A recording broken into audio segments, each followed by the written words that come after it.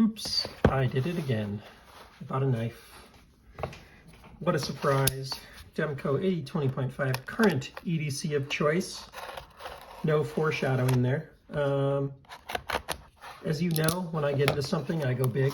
I've been getting into brown knives lately, and I found a great seller on Blade Forums, willing to part ways with a brown.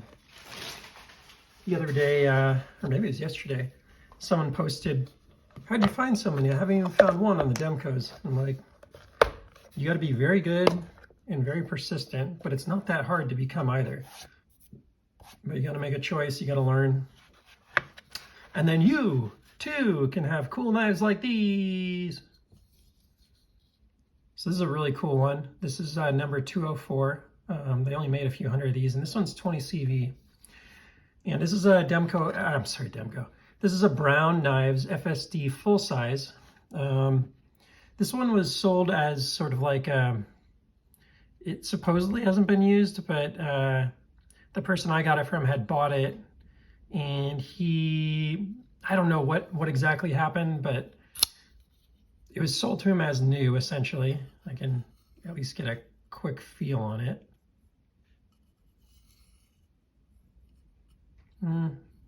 Jury's out on the edge, I'd say. Let me clean it up and I'll get back to that. And apparently it had a little scratch inside that was bothering him. So he decided to pass it on to me. And the good news is I can't see it until I at least throw. So far I'm not seeing the scratch, so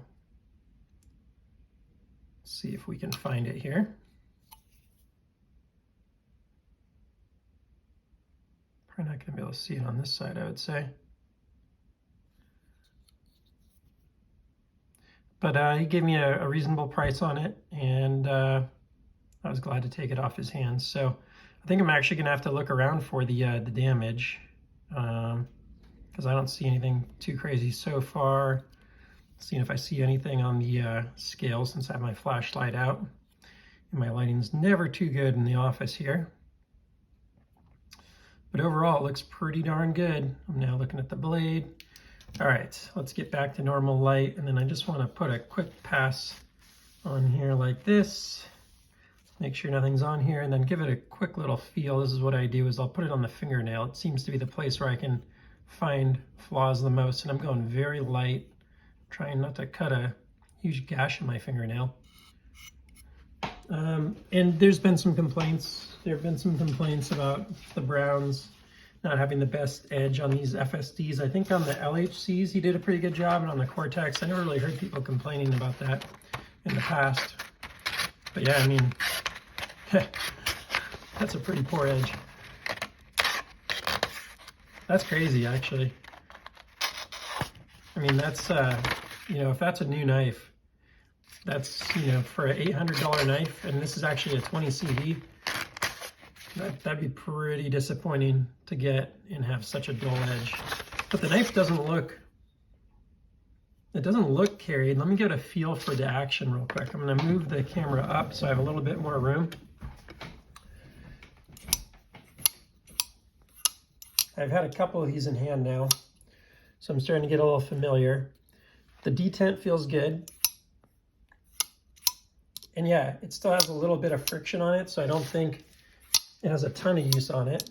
You know, a lot of people get a knife like this and leave it in the safe, maybe flick it around when they're watching a YouTube video of some doofus talking about his knives. Oh, wait a minute, sorry. Ooh, that's the first time it got me. I've heard before that right there can come back and pinch you. That was the first time it ever got me. That's interesting. So anyways, I bought this as, you know, I actually have the same one. Well, you got to watch out for that. So you want to be at button or below. You don't want to be up here. When that thing comes back up, it comes back up with a force. I watched a Metal Complex video and a few others that mentioned it. They said, when you flick it, get out of the way. Don't put your finger back down right after you're done. And that one was a thumb flick, so I think I choked up a little bit. Well, I'll remember that in the future. That's one of those things about if you don't use a knife all the time, you know, you don't learn its little nuances and stuff, and it can get you. But overall, it feels really good. These have a phenomenal rollout in general, like this. You can kind of cheat a little by putting your finger on there. This one has a really good detent. Feels great. Feels really good. I'm super stoked to have another one of these. And yeah, I think the goal here is, you know, do I dare EDC one of these, given that, you know, on the secondary market, they're $1,000 knives. But man, it's a real sweetie, and it's a local knife to me here. I'm in Bellingham, Washington, and this is made up the freeway, about 30 minutes in Blaine, Washington, which is really cool. You can see that on the pocket clip. So right there, Blaine, WA, USA. Super neato. It's such a beautiful knife. I've already done an unboxing on this brown full size, so I'm not gonna spend too much time on it, but this was just an opportunity to potentially get a user. 20 CV, no less. I mean, CPM 154 is a great blade steel too. If anything, probably a little easier to work with. In fact, you know what might be happening with the edge? And I don't want to make any assumptions here, but if he's putting the same process into sharpening his CPM 20 CV knives as he is, yeah, that was just rough, as he is with his CPM 154, maybe he's just not taking enough steel out. It doesn't, the interesting thing is it doesn't feel super dull. It feels like it's got a nice little bite on it. I bet if I strop this thing would be super sharp. Why not, right? We are here. We are here. Let's find out what's going on with brown. Because this is a kind of a thing. People are talking about the fact that these knives are coming dull. And what more fun than going ahead and taking a $1,000 knife and putting it on a strap on your YouTube channel. So now there is a record that number 204 has been stropped. But I got a feeling, it's an assumption, it's a hunch, that maybe that'll make a difference. So let me just get into sharpening mode here real quick. Get a feel for the knife. Don't want to be hasty about anything here. Interesting edge. This thing actually feels like it needs to go on a stone potentially. Like it actually has maybe a little burr on it.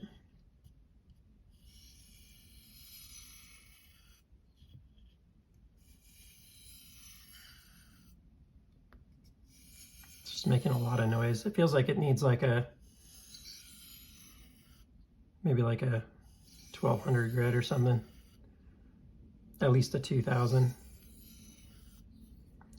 But this is one of those things about the strop is it's not going to really hurt anything if you do it right. And yeah, I mean, it could just take this from being a knife with a good edge for flicking around so you don't hurt yourself to a really good EDC.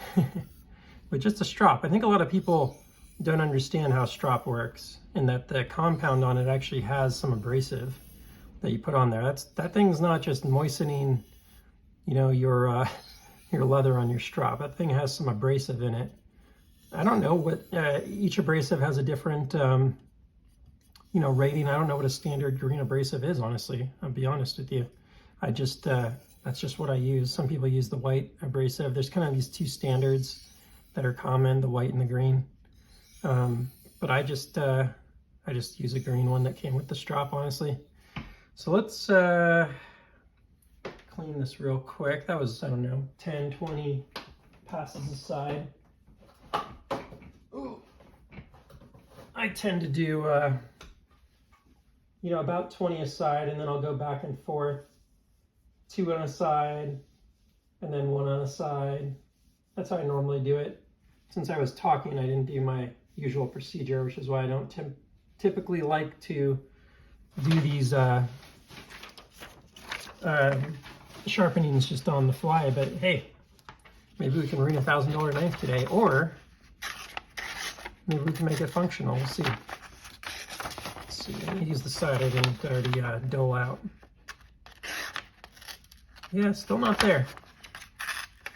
It's better. It's starting to bite in a little more. But like I said, I think the tip got sharp. I think it needs like about a 1200. So I'm going to put it on a glass stone, something very low abrasive, like a 2000 to start and see if it feels good. And just see if I can give it a little bit of a better edge. So if I had really pushed hard and stuff and gone after it with the strop, it might be good. But I tend to try to like use my tools how they're intended. And I don't think the strop is intended to, you know, really put it on, you know, take that last bit off before you, you know, put it on the strop usually. So I'd rather do it the right way. But man, I really love this full size FSD.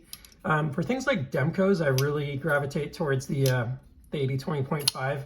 I love the 80-20S and 80-20 as collectors, but for like what I personally like in my hand, I actually kind of like the 80-20.5 a lot.